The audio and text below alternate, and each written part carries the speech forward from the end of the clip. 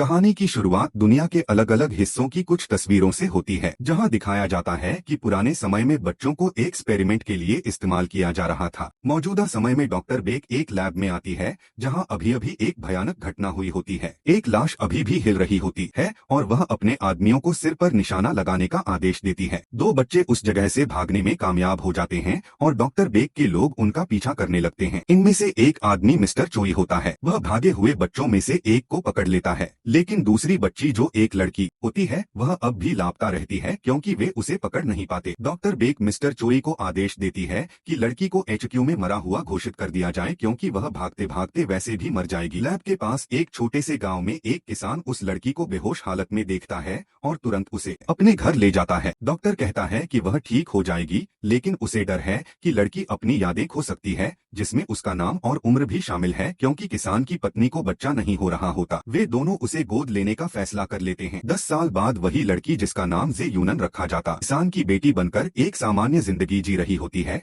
और उसे अपना अतीत याद नहीं होता। वह गायों का चारा खरीदने जाती है, लेकिन पैसे लाना भूल जाती है। दुकानदार उसे चारा देने से मना कर देता है क्योंकि उसने पिछला उधार भी नहीं चुकाया होता। लेकिन दुकानदार का बेटा, जिसे जेयन पसंद होती है, चुपचाप चारा ट्रक में रख देता है और जेयन वहां से चली जाती है। यह देखकर दुकानदार बहुत गुस्सा हो जाता है। फिर पता चलता है कि जेयन की मां अल्जाइमर की बीमारी से पीड़ित है और उसका परिवार पैसों की परेशानी से जूझ रहा है। पिता कुछ और गाय बेचने का सोचता है, हालांकि गायों की कीमत लगातार गिरती जा रही होती है। नहाने के बाद जेयन को अचानक तेज सिर दर्द होने लगता है। अच्छी बात यह होती है कि दर्द ज्यादा देर तक नहीं रहता। उस रात वह इंटरनेट पर अल्जाइमर की बीमारी के बारे में जानकारी खोजती है और दिमाग की बीमारी के एक्सपर्ट डॉक्टरों के बारे में पढ़ती है।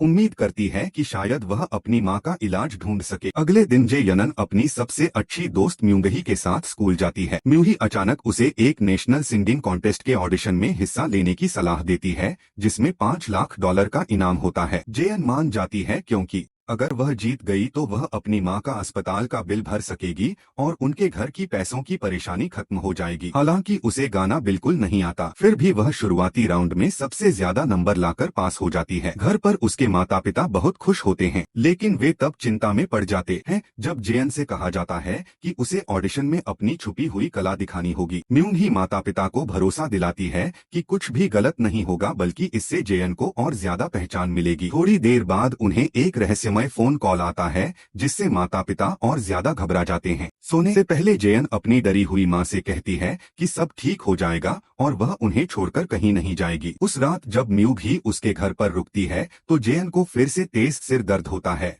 और इस बार दर्द पहले से कहीं ज्यादा देर तक रहता है। दूसरी तरफ मिस्टर चॉय दूर से उसे चुपचाप देख रहा होता है क्योंकि ऑडिशन के दौरान जेयन की पहचान सामने आ चुकी होती है। अगले दिन दोनों सियोल जाने के लिए ट्रेन पकड़ते हैं ताकि ऑडिशन के अगले राउंड में हिस्सा ले सकें। रास्ते में म्यूंग ही मजाक में कहती है कि अगर जेयन फेमस हो गई तो वह उसकी मैनेजर बनेगी और मुनाफा आधा आधा बांटेंगी। तभी उनके सामने बैठा एक लड़का बात में दखल देता है। वह कहता है कि वह जेयन को जानता है, लेकिन जेयन उसे बिल्कुल नहीं पहचान पाती। वह यह जानकर हैरान होता है कि जेयन का अब एक नाम है। वह बताता है कि पहले उन्हें नाम नहीं नंबरों से बुलाया जाता था और वह उसे मिस विच कहकर बुलाता है, जिससे जेयन और ज्यादा उलझन में पड़ जाती है। जायन को फिर भी कुछ याद नहीं आता और वह लड़का उसे थप्पड़ मारने की कोशिश करता है, जिससे जेयन हैरान रह जाती है। म्यू जोर से चिल्लाती है, लेकिन बाकी यात्री उसकी बात को अनदेखा कर देते हैं। वह लड़का वहां से जाते हुए कहता है कि वे फिर मिलेंगे। चलते समय वह किसी से टकरा जाता है और उसे गालियां देता है। दूसरा आदमी गुस्से में उस पर हमला करने की कोशिश करता है, लेकिन वह लड़का उससे कहीं ज्यादा ताकतवर होता है। वह उस आदमी को आसानी से हरा देता है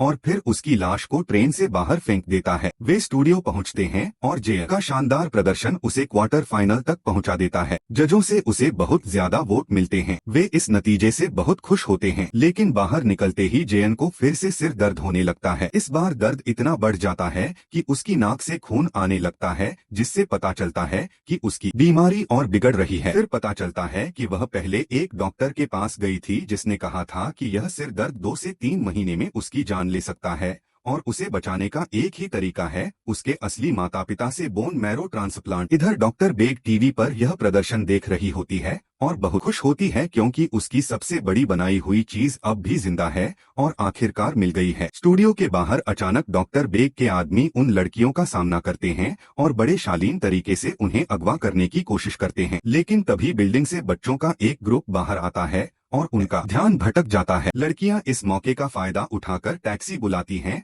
और वहां से निकल जाती हैं। फिर ट्रेन से घर लौटने लगती हैं। घर पहुंचने पर जब म्यूंग ही अपने पापा को लेने के लिए फोन कर रही होती है, तभी वह जवान लड़का अचानक सामने आ जाता है और उसे धमकाता है कि वह उसके माता पिता को मार देगा। जेयन तुरंत अपने घर की तरफ दौड़ती है और अपनी सबसे अच्छी दोस्त से मदद के लिए फोन करने को कहती है। पता चलता है कि म्यूंग ही के पिता मिस्टर डो एक पुलिस ऑफिसर हैं और वह जेयुन के घर जाने का फैसला करते हैं। जब वह लड़का घर पर हमला करने ही वाला होता है, तभी ऑफिसर डो वहां पहुंचते हैं और शांति से उनसे पहचान पत्र मांगते हैं। थोड़ी देर बाद लड़कियां घर पहुंचती हैं और पुलिस कार के अंदर किसी को नहीं पाती, जिससे वे घबरा जाती हैं। जे यूनन अपनी ताकत का इस्तेमाल करके उन दोनों बुजुर्गों का पता लगाती है। वे घबराकर घर की तरफ दौड़ती हैं और देखती हैं कि उनके पिता आराम से बैठकर शतरंज खेल रहे होते हैं। जाने से पहले ऑफिसर डो जे यूनन से कहते हैं कि वह लड़का और उसके दोस्त अमेरिकी हैं, लेकिन जे यून्ना कहती है कि वह उन्हें नहीं जानती। दूसरी तरफ वह जवान लड़का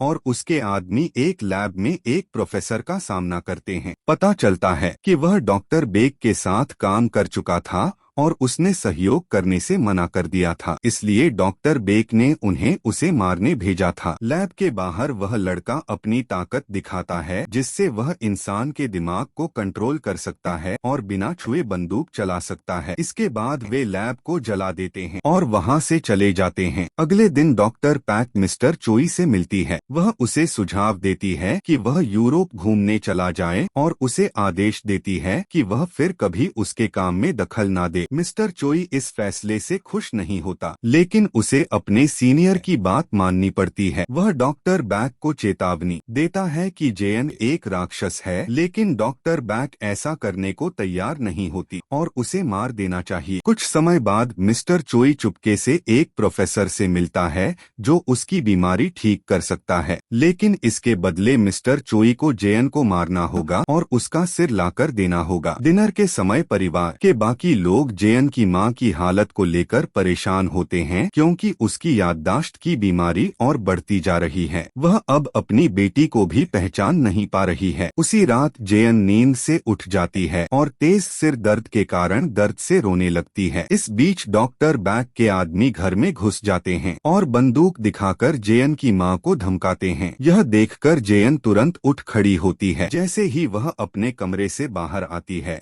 उसे पता चलता है कि चारों तरफ से घेर लिया गया है और म्यूंग ही को बंधक बना लिया गया है। एक आदमी सामने आता है और कहता है कि जेयन ने पहले उसे लगभग मार ही दिया था, लेकिन जेयन कहती है कि उसे कुछ भी याद नहीं है और वह उसे नहीं जानती। वह बार बार गिड़गिड़ाती रहती है, लेकिन तभी उन लोगों में से एक उसकी सबसे अच्छी दोस्त को चोट पहुंचा देता है। यह देखकर जेयन को बहुत गुस्सा आ जाता है और वह अपनी असली ताकत दिखा देती है। वह बहुत तेज हो जाती है, इतनी तेज जैसे रोशनी, और एक एक करके डॉक्टर बैक के सभी आदमियों को बेरहमी से खत्म करने लगती है। जब आखिरी आदमी भी खत्म हो जाता है, तभी वह जवान आदमी वहां आ जाता है और जे यूनन की असली ताकत देखकर हैरान रह जाता है। वह बताता है कि जा यूनन को बाकी लोगों से अलग बनाया गया था। वह बिना ज्यादा मेहनत किए हर विषय में सबसे आगे रहती थी, लेकिन फिर भी जायन को याद नहीं आता कि वह आदमी कौन है। फिर वह आदमी अपने माथे का निशान दिखाता है और कहता है कि यह निशान उसी ने दिया था। धीरे धीरे जेयन को अपना अतीत याद आने लगता है, लेकिन वह अब भी मानने को तैयार नहीं होती कि वह उसे जानती है। वह आदमी उसे धमकी देता है कि अगर वह उसके साथ नहीं गई तो वह गांव के सभी लोगों को मार देगा। मजबूरी में जेयन मान जाती है और अपनी दोस्त से कहती है कि वह उसके माता पिता का ख्याल रखें। दूसरी तरफ मिस्टर चोई सभी फील्ड एजेंट्स को इकट्ठा करता है और जेयन को मारने की तैयारी करता है। रास्ते में यह बात सामने आती है कि जेयन ने जानबूझकर अपने गोद लिए हुए माता पिता को चुना था, क्योंकि उसे पूरा भरोसा था कि वे कभी उसे छोड़कर नहीं जाएंगे। यह सब पहले से ही योजना के तहत किया गया था। थोड़ी देर में वे एक सुनसान लैब में पहुंचते हैं, जहां डॉक्टर बैक पहले से इंतजार कर रही होती है और जे यूनन को सीधे पूछताछ वाले कमरे में ले जाया जाता है। उसे कुर्सी से बांध दिया जाता है और कमरे के दूसरी तरफ से डॉक्टर बैक उसका स्वागत करती है। यह जानकर कि जेयन अभी भी जिंदा है। उसे बहुत राहत मिलती है, लेकिन जेयन को अब भी समझ नहीं आता कि हो क्या रहा है। उसे अपना पूरा अतीत याद दिलाने के लिए डॉक्टर बैक अपने आदमी को आदेश देती है कि उसे एक लिक्विड इंजेक्शन के जरिए दिया जाए। फिर पता चलता है कि जेयन उन प्रयोगों में से एक थी जिनमें दिमाग पर किए जाने वाले प्रयोगों की जिम्मेदारी डॉक्टर बैक के पास थी। प्रोफेसर बताता है कि इस समय वह दुनिया की सबसे बेहतरीन दिमाग की एक्सपर्ट है और जे यूनन उसकी अब तक की सबसे बेहतरीन बनाई हुई इंसानी कृति थी। उसे और भी ताकतवर बनाने के लिए डॉक्टर बैक ने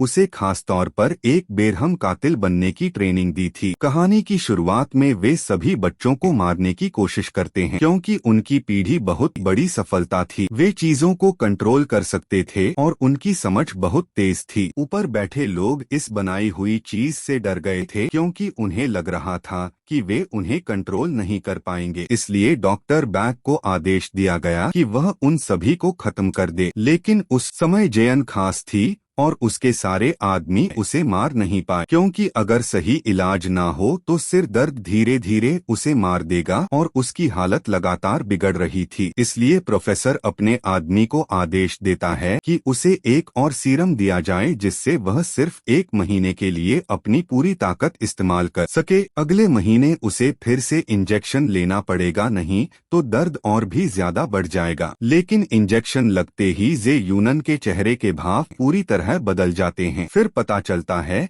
कि उसने कभी अपनी यादें खोई ही नहीं थी और वह इस पूरे समय बेवकूफ बनने का नाटक कर रही थी ताकि प्रोफेसर तक पहुंच सके। यह भी सामने आता है कि उसने जानबूझकर ऑडिशन में अपनी काबिलियत दिखाई थी ताकि प्रोफेसर का ध्यान उसकी तरफ जाए। वह तुरंत खुद को आजाद कर लेती है और पूछताछ वाले कमरे में मौजूद आदमी को मार देती है। डॉक्टर बैक उसे रोकने के लिए नर्व गैस छोड़ने की कोशिश करती है, लेकिन जे यूनन छत के रास्ते भाग निकलती है। वह प्रोफेसर के सामने पहुंचती है। उस पर बंदूक तानते हुए वह कहती है कि उसने कभी कुछ नहीं भुलाया, खासकर वह दिन जब उन सबको खत्म किया गया था। यह समझते हुए कि उसके पास समय कम है, जेयन ने फैसला किया कि वह अपने बनाने वाले को खुद उसे ढूंढने पर मजबूर करेगी। वह प्रोफेसर की टांग में गोली मारती है और उसे मजबूर करती है कि वह बताए कि सीरम कहाँ रखा गया है। इधर जवान आदमी को समझ आ जाता है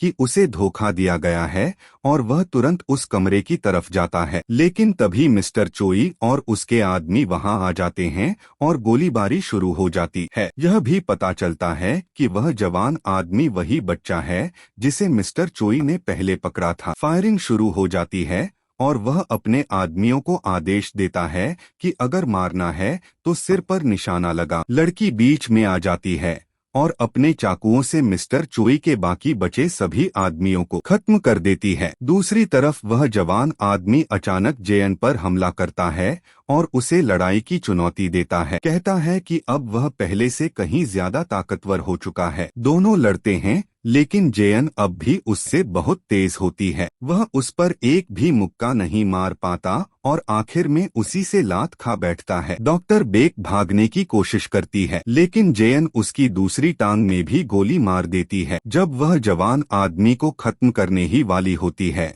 तभी मिस्टर चोई आता है और उस पर गोली चला देता है। इसके बाद वह प्रोफेसर को भी मार देता है। फिर वह जेयन से लड़ने की कोशिश करता है, लेकिन वह उससे कहीं ज्यादा ताकतवर होती है। वह आसानी से उसे हरा देती है और उसे मार देती है। वह जवान आदमी अब भी हार नहीं मानता और उस पर वार करने की कोशिश करता है, लेकिन जे यूनन पहले ही भांप लेती है और उसे भी खत्म कर देती है। आखिर में वह जवान आदमी से रिसर्च सेंटर की जगह बताने को कहती है, लेकिन वह मना कर देता है तो वह उसे गोली मार देती है। जे यूनन सारे सीरम ले लेती है और पूरी लैब को जला देती है। वह तुरंत अस्पताल जाती है और अपने पिता को सीरम दे देती है ताकि उसकी मां की भूलने की बीमारी धीरे फैले। जाने से पहले उसके पिता बताते हैं कि उन्हें कभी उसे गोद लेने का अफसोस हुआ था, लेकिन उसकी मां हमेशा कहती थी कि अगर उसे प्यार से पाला जाए तो वह एक दिन बहुत अच्छी लड़की बनेगी। इसके बाद जेयन वहां से चली जाती है और आखिरी बार अपनी सबसे अच्छी दोस्त की तरफ हाथ हिलाती है। 3 महीने बाद जेयन रहस्यमय तरीके से एक औरत के घर पहुंचती है जो डॉक्टर बैक की बहन निकलती है और उससे अपने लिए एक लंबे समय तक चलने वाले सीरम बनाने की मांग करती है और इसी एंडिंग के साथ यह मूवी यहीं खत्म हो जाती है।